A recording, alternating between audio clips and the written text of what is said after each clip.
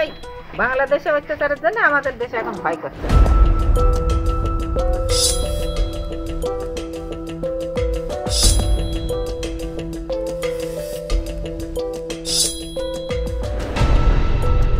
90% জমি হয়তো পেয়ে গেছে, টাকাও পেয়ে গেছে, কিন্তু এখনও কাজ শুরু হয়নি। এরকম আমার জমি দেওয়া আছে 3 বছর আগে টাকা পেয়ে গিয়েছে।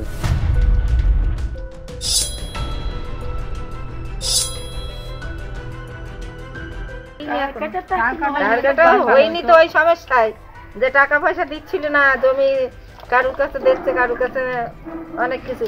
আমার শ্বশুর হয়তো করেছিল, অনেকে তো জমি দিয়েছে তো। জমি তো এখন দিয়ে, এখন তো টাকা দিয়ে দিয়েছে। সেই জায়গাগুলো কি তার কাটা হয়েছে? না না না, হয়নি, মাঠটাই হয়নি, এই সাইডটা হয়নি, তবে আশা দিয়েছে হবে বলে এখনো দিয়েছে। এখানে তো আছে আমাদের এখানে, এখন কোন সময় কি হবে সেটা তো কেউ বলতে পারবে না।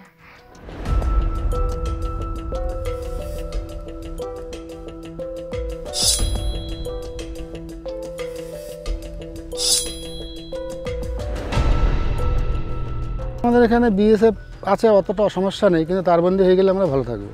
ভবিষ্যতে অসুবিধা হতে পারে বা এখন তো ফাঁকা। হ্যাঁ, অসুবিধা অনেক কিছু ঘটনা ঘটছে, সেই ক্ষেত্রে কতটা নিরাপদ থাকছেন? ভয় আছেন কি আপনারা? ভয় তো স্বাভাবিক হতেই পারে।